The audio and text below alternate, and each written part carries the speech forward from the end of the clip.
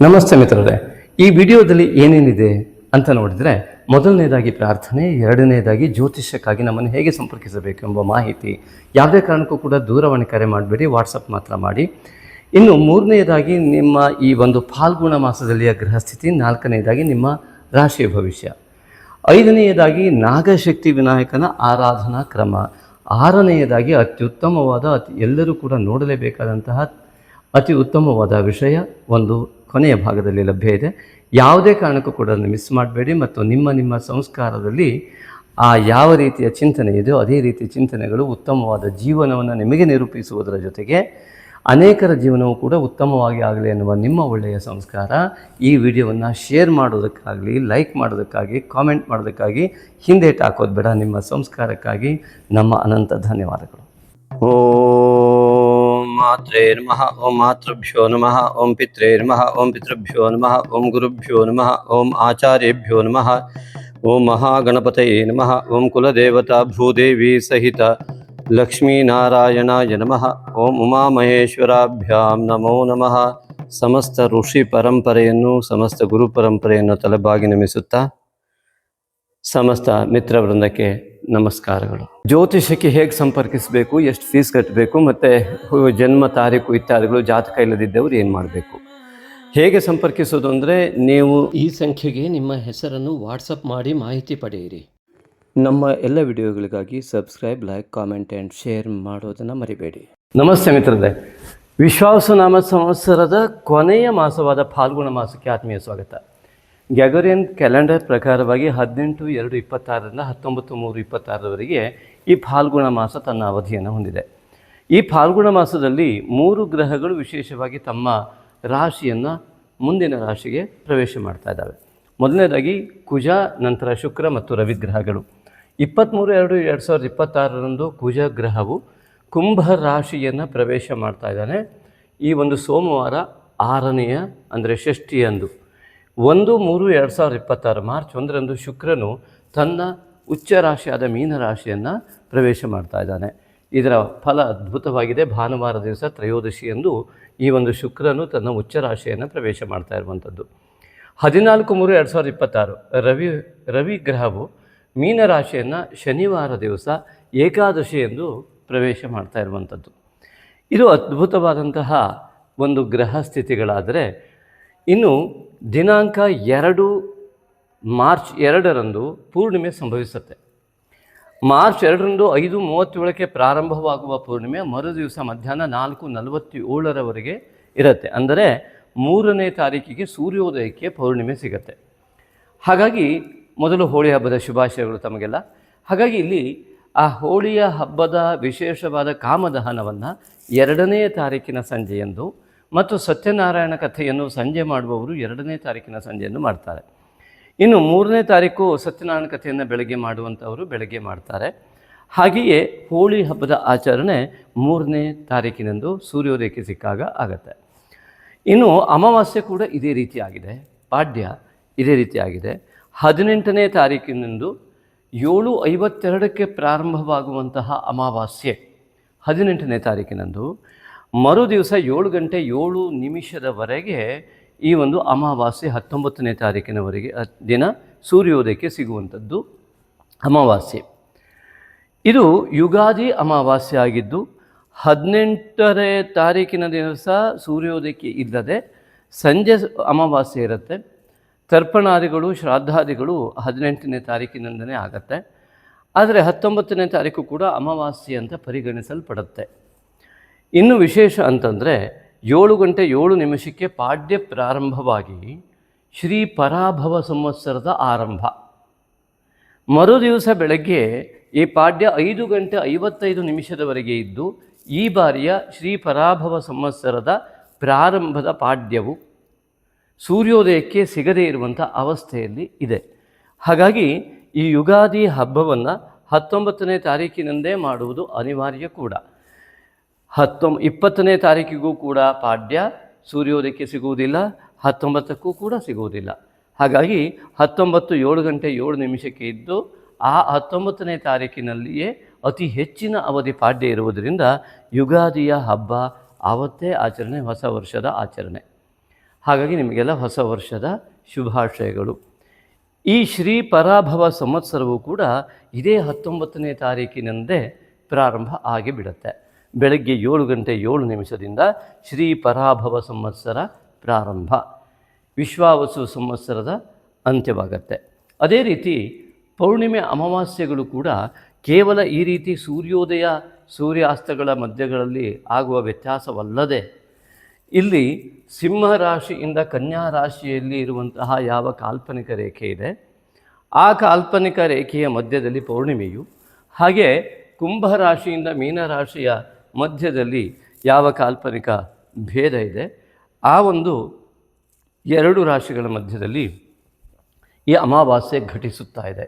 ಇದೇ ಈ ವರ್ಷದ ವಿಶ್ವಾವಸು ಸಂವತ್ಸರದ ಆ ಬೀಳ್ಕೊಡುಗೆ. ಈ ಒಂದು ಪೌರ್ಣಿಮೆ ಮತ್ತು ಅಮಾವಾಸ್ಯೆಯಿಂದ ನಮಗೆ ಕಂಡುಬರುವುದು. ಅಮಾವಾಸ್ಯೆಯಿಂದ ಬೀಳ್ಕೊಡುಗೆ ಆಗುತ್ತೆ, ಆದರೆ ಪೌರ್ಣಿಮೆಯ ದಿವಸ ಚಿತ್ತಾ ನಕ್ಷತ್ರವಿದ್ದಲ್ಲಿ ಚೈತ್ರ ಮಾಸ ಅಂತ. ಹಾಗಾಗಿ ಈ ಮುಂದಿನ ಫಾಲ್ಗುಣ ಮಾಸದ ನಂತರ ಬರುವಂತಹ ಚೈತ್ರ ಮಾಸಕ್ಕೆ ತಮಗೆಲ್ಲರಿಗೂ ಕೂಡ ಸ್ವಾಗತವನ್ನು ಈಗಲೇ ಕೋರ್ತೇನೆ. ಈ ಒಂದು ಶ್ರೀ ಪರಾಭವ ಸಂವತ್ಸರ ಈ ಫಾಲ್ಗುಣ ಮಾಸದ ನಂತರವೂ ಕೂಡ ನಿಮಗೆ ಅತ್ಯಂತ ಒಳ್ಳೆಯದನ್ನು ಮಾಡಲಿ ಅಂತ ಅತ್ಯಂತ ಆತ್ಮೀಯವಾಗಿ ಬಯಸ್ತಾ ರಾಶಿ ಫಲದೆಡೆಗೆ ಗಮನ ಕೊಡೋಣ. ಧನುರಾಶಿ ಸಂಜಾತರೆಲ್ಲರಿಗೂ ಕೂಡ ಈ ಒಂದು ಫಾಲ್ಗುಣ ಮಾಸಕ್ಕೆ ಆತ್ಮೀಯ ಸ್ವಾಗತ. ಮಿತ್ರರೇ,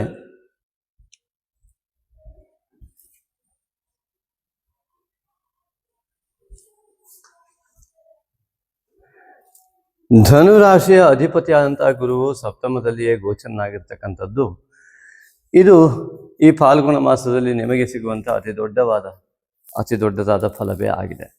ಆದ್ದರಿಂದ ಧನುರಾಶಿಯ ಸಂಜಾತರಲ್ಲಿರುವಂಥ ಆತ್ಮಬಲ ಮತ್ತು ಮನೋಬಲ ಅತ್ಯಂತ ಉತ್ತಮವಾದಂತಹ ಫಲವನ್ನು ಪಡೆಯುವಲ್ಲಿ ಯಶಸ್ಸನ್ನು ನೀಡುತ್ತೆ. ಆದರೆ ಸಪ್ತಮಾಧಿಪತಿ ಅಂತ ಬುಧನು, ತೃತೀಯದಲ್ಲಿ ರಾಹುಗ್ರಸ್ತನಾಗಿಯೂ, ವ್ಯಯಾಧಿಪತಿ ಮತ್ತು ಪಂಚಮಾಧಿಪತಿ ಅಂತ ಕುಜನೂ ರಾಹುಗ್ರಸ್ತನಾಗುವಂಥದ್ದು, ಏಕಾದಶಾಧಿಪತಿ ಅಂತಹ ಶುಕ್ರನೂ ರಾಹುಗ್ರಸ್ತನಾಗುವಂಥದ್ದು ಮತ್ತು ಭಾಗ್ಯಾಧಿಪತಿಯಾದ ರವಿಯೂ ಕೂಡ ರಾಹುವಿನಿಂದ ಗ್ರಸ್ತನಾಗುವಂತಹ ಲಕ್ಷಣಗಳು ಅನೇಕ ಹಿನ್ನಡೆಯನ್ನು ಕೊಡುವ ಸಾಧ್ಯತೆಗಳಿದ್ದರೂ ಕೂಡ ನಿಮ್ಮ ಗುರುವಿನ ಬಲ, ಪೂರ್ವಜನ್ಮದ ಪುಣ್ಯಾಂಶದ ಫಲ, ನಿಮ್ಮ ಧನಾತ್ಮಕ ಚಿಂತನೆಯ ಫಲ ಖಂಡಿತವಾಗಿಯೂ ಅದನ್ನೆಲ್ಲವನ್ನು ನಾಶ ಮಾಡುವ ಶಕ್ತಿಯನ್ನು ಹೊಂದಿದೆ.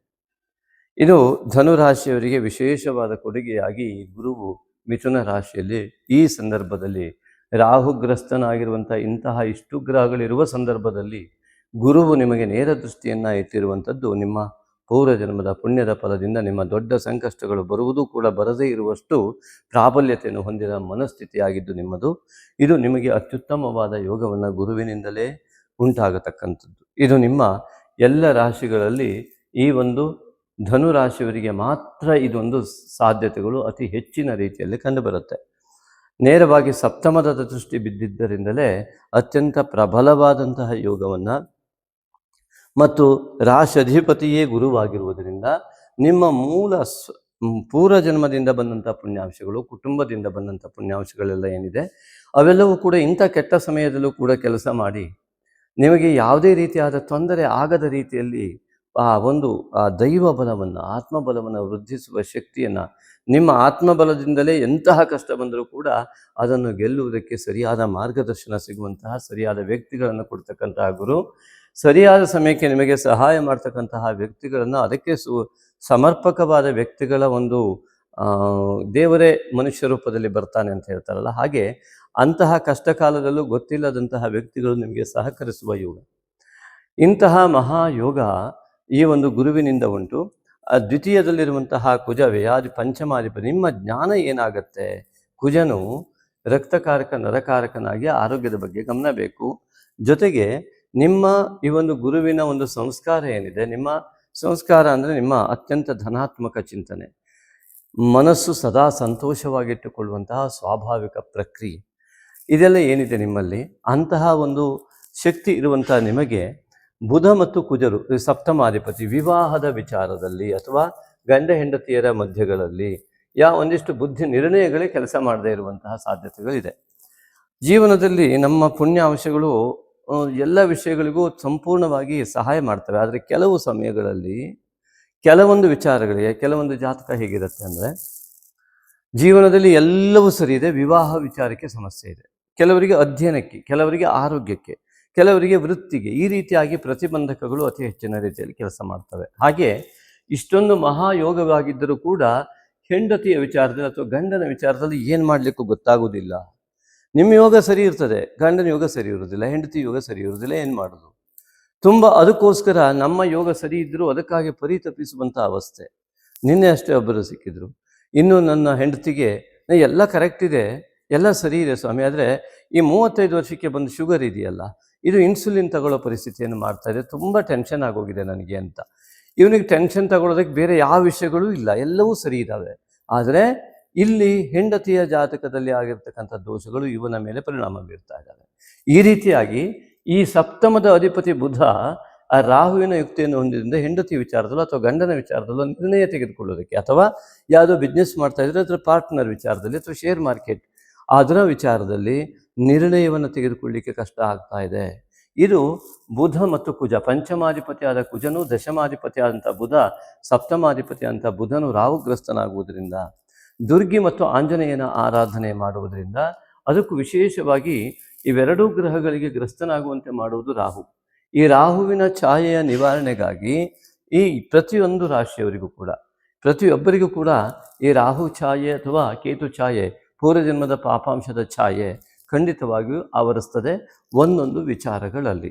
ಅದಕ್ಕಾಗಿ ಅನೇಕ ಜನರ ಬೇಡಿಕೆಯ ಮೇರೆಗೆ ಮುಂದೆ ಈ ಒಂದು ನಾಗಶಕ್ತಿ ವಿನಾಯಕನ ಆರಾಧನೆಯ ಒಂದು ಕ್ರಮವನ್ನು ಮೊದಲ ಹಂತದಲ್ಲಿ ನಾವು ಬಿಡುಗಡೆ ಮಾಡ್ತಾ ಇದ್ದೇವೆ. ಮೊದಲ ಬಾರಿಗೆ ನಿಮಗೆ ಲಭ್ಯವಾಗುವಂಥ ನಾಗಶಕ್ತಿ ವಿನಾಯಕನ ವಿಡಿಯೋ ಆಗಿದೆ.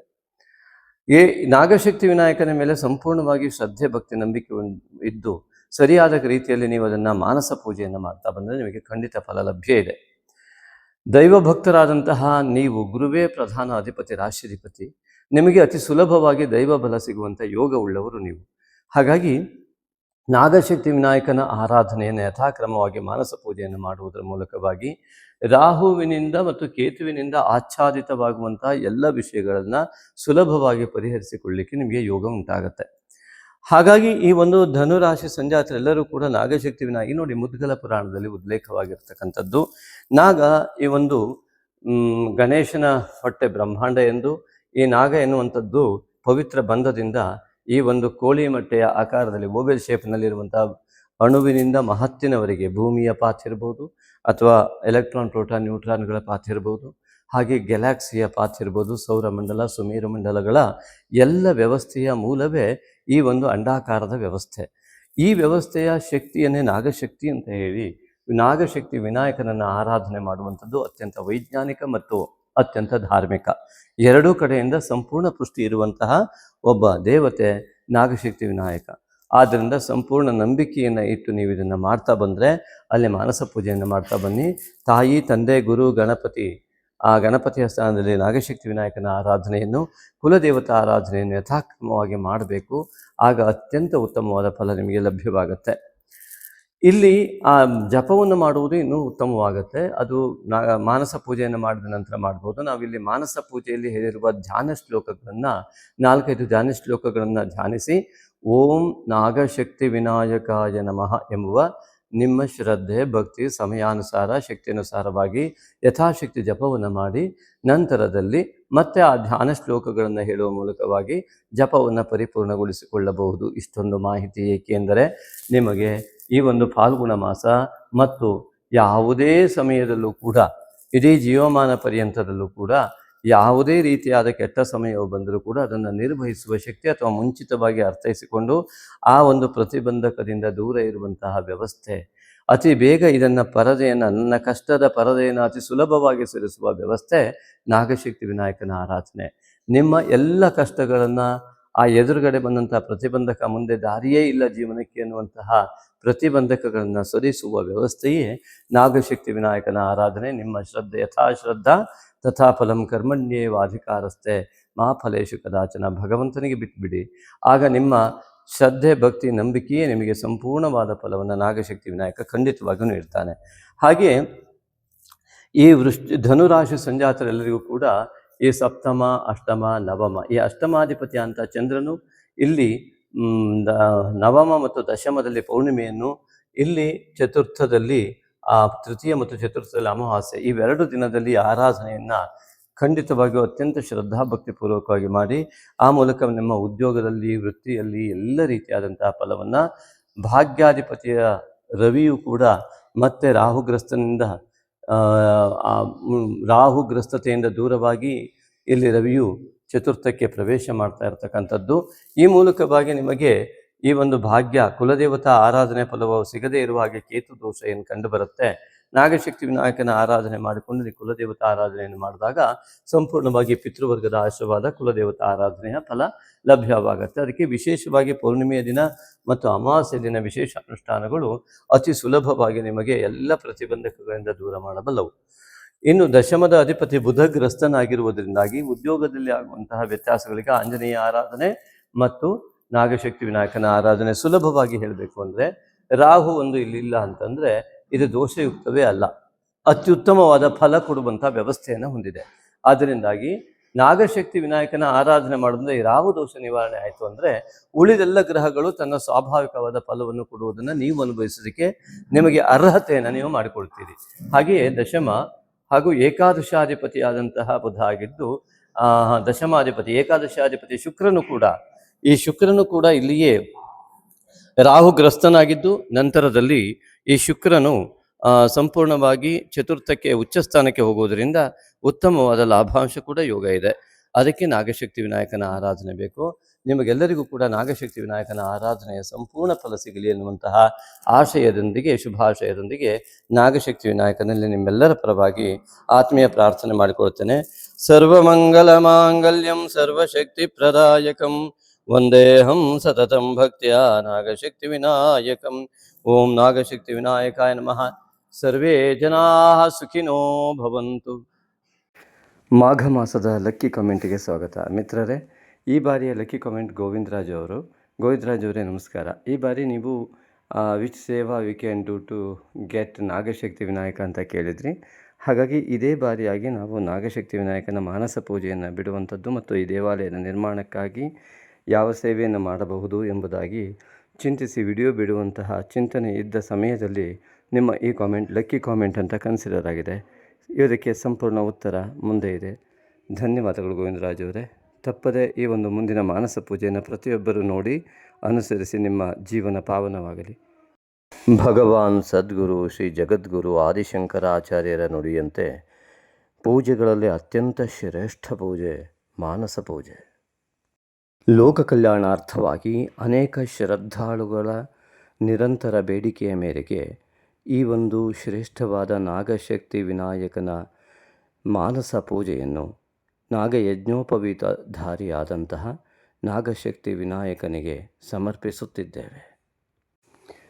ನಿತ್ಯವೂ ಒಂದೇ ಸಮಯವನ್ನು ನಿರ್ಧರಿಸಿ ನಿಗದಿಪಡಿಸಿಕೊಂಡು ಶ್ರದ್ಧೆ ಭಕ್ತಿಯಿಂದ ಶ್ರದ್ಧಾಳುವು ನಾಗಶಕ್ತಿ ವಿನಾಯಕನ ಈ ಮಾನಸ ಪೂಜಾರಾಧನೆಯನ್ನು ಯಥಾಕ್ರಮವಾಗಿ ಮಾಡಿದಲ್ಲಿ ಸಮಸ್ತ ಫಲಗಳು ಲಭ್ಯವಾಗುವುದರಲ್ಲಿ, ಶ್ರೀ ನಾಗಶಕ್ತಿ ವಿನಾಯಕನ ಸಂಪೂರ್ಣ ಅನುಗ್ರಹ ಸಿಗುವುದರಲ್ಲಿ ಯಾವುದೇ ಸಂದೇಹವಿಲ್ಲ. ಸಂಪೂರ್ಣ ನಂಬಿಕೆಯಿಂದ ಶ್ರದ್ಧಾ ಭಕ್ತಿಗಳನ್ನು ಮೈಗೂಡಿಸಿಕೊಂಡು ಧ್ಯಾನಾವಸ್ಥೆಯಲ್ಲಿ ಕುಳಿತು ಬೆನ್ನನ್ನು ನೇರವಾಗಿ ಇಟ್ಟುಕೊಂಡು ಕಣ್ಣನ್ನು ಮುಚ್ಚಿಕೊಂಡು ನಿಧಾನವಾದ ಉಸಿರಾಟವನ್ನು ತೆಗೆದುಕೊಳ್ಳುತ್ತಾ ಭವ್ಯ ದಿವ್ಯ ಮೂರ್ತಿಯಾದಂತಹ ನಾಗಶಕ್ತಿ ವಿನಾಯಕನ ಮೂರ್ತಿಯನ್ನು ಮನಸ್ಸಿನ ಪರದೆಯ ಮೇಲೆ ಮೂಡಿಸಿಕೊಂಡು ನಮಗೂ, ನಮ್ಮ ಕುಟುಂಬಕ್ಕೂ, ನಮ್ಮ ಊರಿಗೂ, ನಮ್ಮ ರಾಜ್ಯಕ್ಕೂ, ನಮ್ಮ ದೇಶಕ್ಕೂ, ನಮ್ಮ ಜಗತ್ತಿಗೂ ಕೂಡ ಸಂಪೂರ್ಣವಾಗಿ ನಾಗಶಕ್ತಿ ವಿನಾಯಕನ ಅನುಗ್ರಹ ಉಂಟಾಗಿ ಸಮಸ್ತವೂ ಒಳಿತಾಗಲಿ ಎನ್ನುವ ಮನೋಭಾವದೊಂದಿಗೆ ಸಂಕಲ್ಪ ಮಾಡಿಕೊಳ್ಳಬೇಕು.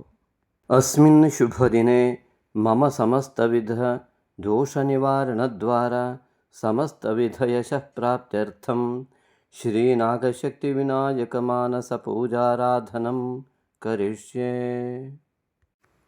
ಅಥ ಧ್ಯಾನಂ. ಪ್ರಸನ್ನವದನಂ ದೇವಂ ಪ್ರಮೋದದಾಯಕಂ ವಿಭುಂ ಪ್ರವಿಘ್ನಚ್ಛೇದಕಂ ದಿವ್ಯಂ ಪ್ರವಂದೇ ಫಲದಾಯಿನಂ. ಗಂಭೀರವದನಂ ದೇವಂ ಗಂಬೀಜಾಕ್ಷರಗರ್ವಿತಂ ಗಕಾರರೂಪ ಸರ್ವಸ್ವಂ ಗಂ ಗಣೇಶಂ ನಮಾಮ್ಯಹಂ. ವಿದ್ಯಾ ವಿವಾಹ ಯಜ್ಞಾನಾಂ वन्दे विघ्ननिवारिणं नागशक्तिसमायुक्तं नागयज्ञोपवीतिनम् नागयज्ञोपवीतेन भूषितो यज्ञकारण ब्रह्माण्डव्यापिनं वन्दे नागशक्तिविनायकम् सर्वमङ्गलमाङ्गल्यं सर्वशक्तिप्रदायकं वन्देऽहं सततं भक्त्या नागशक्तिविनायकम् ध्यायामि देवदेवेश भक्तानां ध्यानगोचर ब्रह्माण्डव्यापिनं वन्दे नागशक्तिविनायकम् भक्तानां ध्यानगोचराय नमः ध्यानं समर्पयामि आवाहयामि ते भक्त्या शीघ्रमागच्छ हे प्रभो ब्रह्माण्डव्यापिनं वन्दे नागशक्तिविनायकम् ब्रह्माण्डव्यापिने प्रभवे नागशक्तिविनायकाय नमः आवाहनं समर्पयामि स्वागतं स्वागतं सर्वगर्वघ्न सर्वविघ्नहरो भव ब्रह्माण्डव्यापिनं वन्दे नागशक्तिविनायकं सर्वगर्वघ्नाय नमः स्वागतं ते व्याहरिष्यामि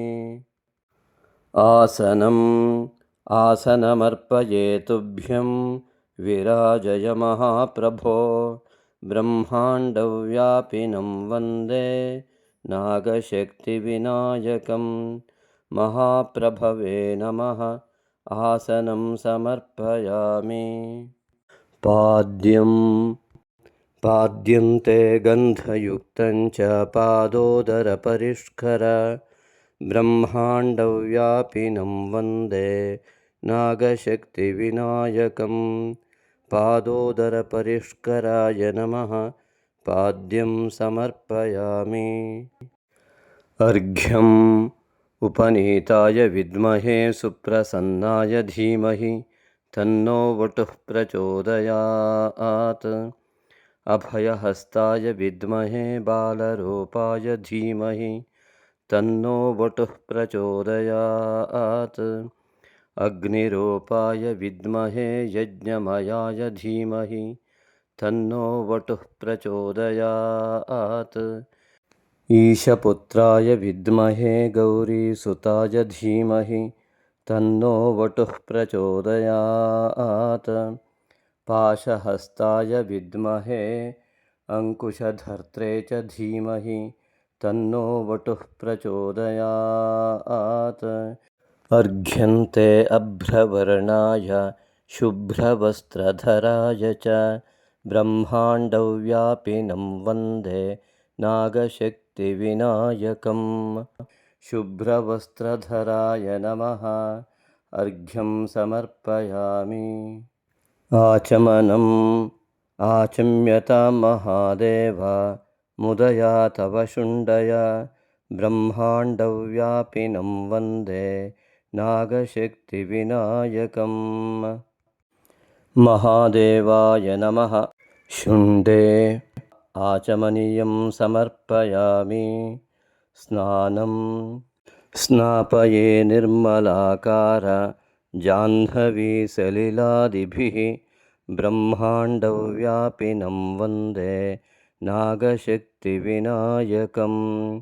निर्मलाकाराय नमः स्नानं समर्पयामि आचम्यता महादेव मुदया तव शुण्डय ब्रह्माण्डव्यापिनं वन्दे नागशक्तिविनायकं महादेवाय नमः शुण्डे आचमनीयं समर्पयामि वस्त्रयुग्मं प्रदास्यामि दिव्यैरस्त्रैर्विभूषिता ब्रह्माण्डव्यापिनं वन्दे नागशक्तिविनायकं दिव्यैरस्त्रैर्विभूषिताय नमः वस्त्रयुग्मं समर्पयामि। यज्ञोपवीतः नागयज्ञोपवीतेन भूषितो यज्ञकारण ब्रह्माण्डव्यापिनं वन्दे नागशक्तिविनायकं। यज्ञकारणाय नमः नागयज्ञोपवीतन्ते परिकल्पयामि। आभरणं हिरण्याभरणं तुभ्यं कर्णचामरभूषिता ब्रह्माण्डव्यापिनं वन्दे नागशक्तिविनायकं। कर्णचामरभूषिताय नमः हिरण्याभरणं समर्पयामि। गन्धम् अष्टगन्धं ललाटे च इष्टबन्धप्रदायक ब्रह्माण्डव्यापिनं वन्दे नागशक्तिविनायकम्। इष्टबन्धप्रदायकाय नमः अष्टगन्धं समर्पयामि। कुङ्कुमं भूषणार्थं ते अर्पये हेमकङ्कण ब्रह्माण्डव्यापिनं वन्दे नागशक्तिविनायकं। हेमकङ्कणाय नमः कुङ्कुमचूर्णं समर्पयामि। हरिद्रां चूर्णरूपेण दास्ये दारिद्र्यचूर्णक ब्रह्माण्डव्यापिनं वन्दे नागशक्तिविनायकं। दारिद्र्यचूर्णकाय नमः हरिद्राचूर्णं समर्पयामि। चन्दनं च चतुर्हस्ता चतुर्भद्रप्रदायक ब्रह्माण्डव्यापिनं वन्दे नागशक्तिविनायकं। चतुर्भद्रप्रदायकाय नमः चन्दनं समर्पयामि। पुष्पं सुगन्धयुक्तं च पुष्पदन्ताय दीयते ब्रह्माण्डव्यापिनं वन्दे नागशक्तिविनायकं। पुष्पदन्ताय नमः पुष्पाणि समर्पयामि। दूर्वायुग्मं प्रदास्यामि सर्वदुःस्वप्ननाशक ब्रह्माण्डव्यापिनं वन्दे नागशक्तिविनायकं। सर्वदुःस्वप्ननाशकाय नमः दूर्वायुग्मं समर्पयामि।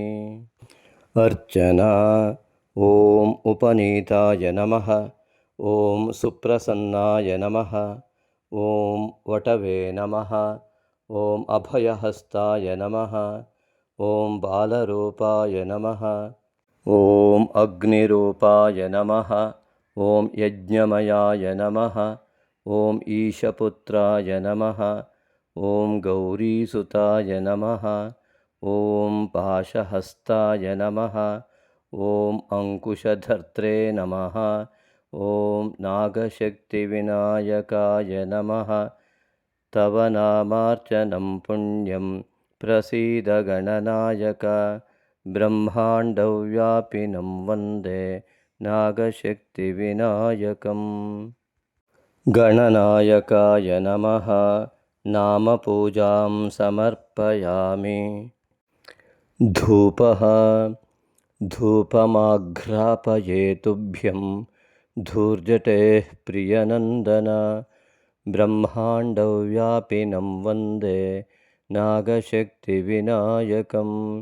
धूर्जटेः प्रियनन्दनाय नमः धूपमाघ्रापयामि। दीपः सुदीपास्ते प्रदर्श्यन्ते अज्ञानध्वान्तनाशक ब्रह्माण्डव्यापिनं वन्दे नागशक्तिविनायकम्। अज्ञानध्वान्तनाशकाय सुज्ञानकारिणे नमः सुदीपं ते दर्शयामि। नैवेद्यं लम्बोदरमहाकाय फलवैविध्यमर्पये ब्रह्माण्डव्यापिनं वन्दे नागशक्तिविनायकं प्राणाय नमः अपानाय नमः व्यानाय नमः उदानाय नमः समानाय नमः लम्बोदरमहाकायाय नमः समर्पितनैवेद्यैः तृप्तो भव आचमनम् आचम्यता महादेव मुदया तव शुण्डया ब्रह्माण्डव्यापिनं वन्दे नागशक्तिविनायकं महादेवाय नमः शुण्डे आचमनीयं परिकल्पयामि हस्तप्रक्षालनं हस्तौ क्षालय देवेश सोमसूर्याग्निलोचन ब्रह्माण्डव्यापिनं वन्दे नागशक्तिविनायकं सोमसूर्याग्निलोचनाय नमः हस्तप्रक्षालनं समर्पयामि नीराजनं गृहाणेदं सुमङ्गलनिरञ्जन ब्रह्माण्डव्यापिनं वन्दे नागशक्तिविनायकं सुमङ्गलनिरञ्जनाय नमः नीराजनं समर्पयामि पुष्पाञ्जलिस्तु भक्त्या च सदन्ताभयमुद्रक ब्रह्माण्डव्यापिनं वन्दे नागशक्तिविनायकं सदन्ताभयमुद्रकाय नमः पुष्पाञ्जलिं समर्पयामि प्रदक्षिणनमस्काराः क्रियन्ते पापनाशक ब्रह्माण्डव्यापिनं वन्दे नागशक्तिविनायकं पापनाशकाय नमः प्रदक्षिणनमस्कारान् समर्पयामि प्रसन्नार्घ्यम् उपनीताय विद्महे सुप्रसन्नाय धीमहि तन्नो वटुः प्रचोदयात् अभयहस्ताय विद्महे बालरूपाय धीमहि तन्नो वटुः प्रचोदयात् अग्निरूपाय विद्महे यज्ञमयाय धीमहि तन्नो वटुः प्रचोदयात् ईशपुत्राय विद्महे गौरीसुताय धीमहि तन्नो वटुः प्रचोदयात् पाशहस्ताय विद्महे अंकुशधर्त्रे च धीमहि तन्नो वटुः प्रचोदयात् अर्घ्यन्ते अभ्रवर्णाय शुभ्रवस्त्रधराय च ब्रह्माण्डव्यापिनं वन्दे नागशक्तिविनायकं शुभ्रवस्त्रधराय नमः ಪ್ರಸನ್ನಾರ್ಘ್ಯಂ ಸಮರ್ಪಯಾಮಿ. ಭಕ್ತಿಯಿಂದ ಪ್ರಾರ್ಥಿಸಿಕೊಳ್ಳುವುದು. ಹೇ ನಾಗಶಕ್ತಿ ವಿನಾಯಕ, ನಾನು ಮಾಡುವ ಎಲ್ಲ ಯೋಚನೆಗಳನ್ನು, ನಾನು ಮಾಡುವ ಎಲ್ಲ ಕೆಲಸಗಳನ್ನು, ನಾನು ಆಡುವ ಎಲ್ಲ ಮಾತುಗಳನ್ನು ನಿನಗೇ ಅರ್ಪಿಸುತ್ತೇನೆ. ನಿನ್ನ ಪಾದಾರವಿಂದಗಳಲ್ಲಿ ಅರ್ಪಿಸುತ್ತೇನೆ. ಹೇ ನಾಗಶಕ್ತಿ ವಿನಾಯಕ, ನನ್ನ ಯೋಚನೆಗಳೆಲ್ಲವೂ ಕೂಡ ನಿನ್ನ ಧ್ಯಾನ, ನಾನು ಮಾಡುವ ಕೆಲಸಗಳೆಲ್ಲ ನಿನ್ನ ಸೇವೆ, ನಾನಾಡುವ ಎಲ್ಲ ಮಾತುಗಳು ನಿನ್ನ ಸ್ತುತಿ. ಹೇ ನಾಗಶಕ್ತಿ ವಿನಾಯಕ, ನನ್ನ ಪೂರ್ವಜನ್ಮದ ಜನ್ಮಾಂತರದ ಎಲ್ಲ ದೋಷಗಳನ್ನು, ಈ ಜನ್ಮದಲ್ಲಿ ಉಂಟಾದ ಎಲ್ಲ ದೋಷಗಳನ್ನು ಮತ್ತು ಕುಟುಂಬದಿಂದ ಬಂದ ಸಮಸ್ತ ದೋಷಗಳನ್ನು ನಿವಾರಣೆ ಮಾಡಿ ಅನುಗ್ರಹಿಸು. ನನಗೂ ನನ್ನ ಕುಟುಂಬಕ್ಕೂ ಕುಲಕ್ಕೂ ನಮ್ಮ ದೇಶಕ್ಕೂ ನಮ್ಮ ಜಗತ್ತಿಗೂ ಕೂಡ ಸಂಪೂರ್ಣ ನಿನ್ನ ಅನುಗ್ರಹದ ಮೂಲಕ ಶಾಂತಿ ಉಂಟಾಗಲಿ, ಸಮಸ್ತ ವಿಧವಾದ ಒಳಿತುಂಟಾಗಲಿ. ನಾನು ನಿನಗೆ ಶರಣಾಗಿದ್ದೇನೆ. ಮನಸೋದ್ದಿಷ್ಟ ಪ್ರಾರ್ಥನಾಂ ಸಮರ್ಪಯಾಮಿ. ಅನೇನ ಶ್ರೀನಾಗಶಕ್ತಿವಿನಾಯಕ ಮಾನಸಪೂಜಾರಾಧನಕರ್ಮಣ ಶ್ರೀನಾಗಶಕ್ತಿವಿನಾಯಕಃ ಪ್ರೀಯತಾಂ. ಪ್ರಸಾದಂ ದೇಹಿ ಭಗವನ್ ಪ್ರಸೀದ ಮಮ ದೇವತಾ. ಬ್ರಹ್ಮಾಂಡವ್ಯಾಪಿನಂ ವಂದೇ ನಾಗಶಕ್ತಿವಿನಾಯಕಂ ಸುಪ್ರಸಾದೋ ಅಸ್ತು. ಶ್ರೀ ನಾಗಶಕ್ತಿ ವಿನಾಯಕನ ಅಭಯ ಹಸ್ತದಿಂದ ಸಂಪೂರ್ಣವಾದ ಒಂದು ಅಭಯ ಲಭ್ಯವಾಗಿದೆ. ನಿಧಾನವಾಗಿ ಕೈಗಳನ್ನು ಉಜ್ಜಿ ಕಣ್ಣುಗಳ ಮೇಲೆ ಅಂಗೈಗಳನ್ನು ಇಟ್ಟುಕೊಂಡು ನಿಧಾನವಾಗಿ ಕಣ್ತೆರೆದು ಆ ನಾಗಶಕ್ತಿ ವಿನಾಯಕನನ್ನು ಮನಸ್ಸಿನಲ್ಲಿ ಸ್ಮರಿಸುತ್ತಾ ಈ ದಿನ ಸಂಪೂರ್ಣವಾಗಿ ನಾಗಶಕ್ತಿ ವಿನಾಯಕನ ಸಂಪೂರ್ಣ ಅನುಗ್ರಹದಿಂದ ಸಮಸ್ತ ಶುಭವುಂಟಾಗಲಿದೆ ಎಂಬುದಾಗಿ ಭಾವಿಸಿ. ನಮ್ಮನ್ನು ಸೃಷ್ಟಿಸಿದ ದೇವರಿಗೆ ಋಣಿಯಾಗಿ ದಾನದಲ್ಲೇ ಶ್ರೇಷ್ಠವಾದ ದಾನವಾದ ಸಾತ್ವಿಕ ದಾನವನ್ನು ಮಾಡಲು ಸಹೃದಯ ಆಸಕ್ತ ದಾನಿಗಳಿಗಿದೋ ಪುಣ್ಯಕಾಲ. ಶ್ರೀ ನಾಗಶಕ್ತಿ ವಿನಾಯಕನ ದೇವಾಲಯ ನಿರ್ಮಾಣಕ್ಕಾಗಿ ಭಕ್ತಿಭಾವದಿಂದ ನೀವು ನೀಡುವ ಒಂದೊಂದು ರೂಪಾಯಿಯೂ ನಿಮ್ಮ ಅನೇಕ ತಲೆಮಾರುಗಳವರೆಗೆ ಪುಣ್ಯವನ್ನು ಪ್ರವಹಿಸುವ ದೇಣಿಗೆಯಾಗಿರುವುದು. ಈಗಾಗಲೇ ಶಿವಮೊಗ್ಗದ ಶಕ್ತಿಧಾಮ ಟೌನ್ಶಿಪ್ನಲ್ಲಿ ನಿರ್ಮಾಣ ಹಂತದಲ್ಲಿರುವ ಶ್ರೀ ನಾಗಶಕ್ತಿ ವಿನಾಯಕನ ದೇವಾಲಯಕ್ಕೆ ಸುಮಾರು 1.5 ಕೋಟಿಯಷ್ಟು ನಿರ್ಮಾಣ ವೆಚ್ಚ ತಲುಪಬಹುದೆಂದು ಅಂದಾಜಿಸಿದ್ದು, ದೈವೇಚ್ಛೆಯಂತೆ ಭಕ್ತಿಯುಕ್ತ ಮುಕ್ತ ಮನಸ್ಸಿನಿಂದ 9448507161 ಈ ನಂಬರಿಗೆ ನಿಮಗೆ ದೇವಪ್ರೇರಣೆಯಾದಷ್ಟು ದೇಣಿಗೆಯನ್ನು ಫೋನ್ಪೇ ಅಥವಾ ಗೂಗಲ್ ಪೇ ಮಾಡಿ ರಿಸಿಪ್ಟನ್ನು ವಾಟ್ಸಪ್ ಮಾಡಿ ಟೆಂಪಲ್ ಅಥವಾ ದೇವಾಲಯವೆಂದು ನಮೂದಿಸಿದಲ್ಲಿ ಸೂಕ್ತ ದೇಣಿಗೆಗೆ ವಾಟ್ಸಪ್ನಲ್ಲಿ ರಶೀದಿ ಕಳುಹಿಸಲಾಗುವುದು. ಹೆಚ್ಚಿನ ಮಾಹಿತಿಗಾಗಿ ವಾಟ್ಸಪ್ ಮೂಲಕ ಸಂಪರ್ಕಿಸಬಹುದು. ಸರ್ವೇ ಜನಾಃ ಸುಖಿನೋ ಭವಂತು.